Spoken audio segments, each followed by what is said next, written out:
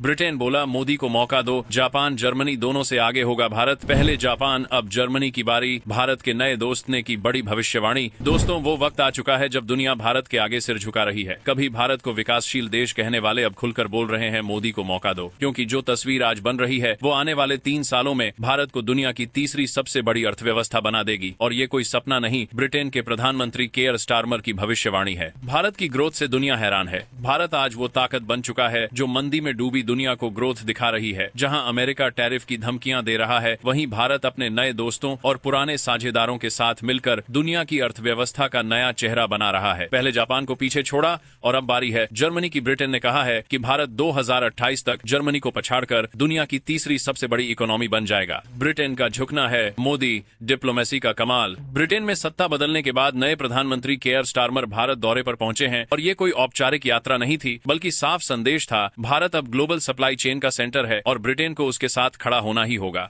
Starmer ने आते ही भारत के साथ फ्री ट्रेड डील पर मुहर लगाई। मतलब दोनों देशों के बीच टैरिफ घटेंगे, बिजनेस बढ़ेगा, रोजगार आएंगे और भारत की पकड़ ब्रिटिश मार्केट में और मजबूत होगी। यानी एक और कूटनीतिक जीत मोदी सरकार के खाते में। ब्रिटेन ने किया बड़ा ऐलान, भारत है दुनिया का भविष्य। मुंबई में स्टारमर ने कहा, भारत 2028 तक दुनिया की तीसरी सबसे बड़ी इकोनॉमी बनेगा और ब्रिटेन इस सफर का पार्टनर रहेगा। उन्होंने साफ कहा, ब्रिटेन को भारत के साथ टेक्नोलॉजी, रिन्यूएबल एनर्जी और लाइफ साइंसेज में साझेदारी करनी होगी, वरना पीछे रह जाएंगे। स्टारमर ने यह भी कहा कि दोनों एआई, एडवांस्ड कम्युनिकेशन और डिफेंस टेक्नोलॉजी में मिलकर काम करेंगे। साफ शब्दों में तो भारत सिर्फ एक ट्रेड पार्टनर नहीं, अब टेक्नोलॉजी सुपर पावर बनने की दिशा में ब्रिटेन का साथी बन चुका है।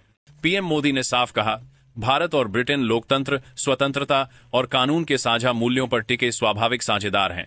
मोदी ने कहा कि जब दुनिया अनिश्चितताओं से जूझ रही है, तब भारत ब्रिटेन साझेदारी ग्लोबल स्टेबिलिटी का नया स्तंभ बन रही है। दोनों देशों ने रक्षा क्षेत्र में 2 बड़ी डील की घोषणा की। पहली, भारतीय सेना के लिए Britain light multipurpose missile system देगा।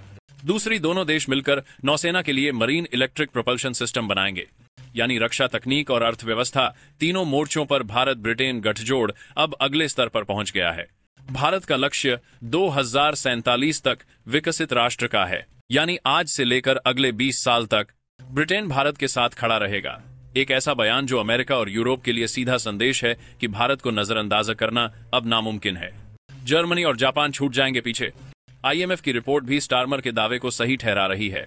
मौजूदा समय में भारत की जीडीपी करीब $4.5 ट्रिलियन है, जबकि जर्मनी की 5 ट्रिलियन के आसपास है। लेकिन भारत की ग्रोथ रेट 7% से ऊपर है और जर्मनी की महज 1%, यानी 3 साल में भारत की जीडीपी 6 से $7 ट्रिलियन तक जा सकती है और जर्मनी को पीछे छोड़कर भारत दुनिया की तीसरी सबसे बड़ी इकोनॉमी बन जाएगा।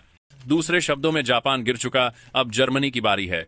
अमेरिकी टैरिफ वॉर हो या यूरोप का ऊर्जा संकट, मोदी ने हर मौके को भारत के फायदे में बदला है। अब ब्रिटेन जैसे विकसित देश खुद भारत से साझेदारी की भीख मांग रहे हैं। स्टारमर की भारत यात्रा इसका सबसे बड़ा सबूत है। मोदी का विजन, टैलेंट और टेक्नोलॉजी का फॉर्मूला।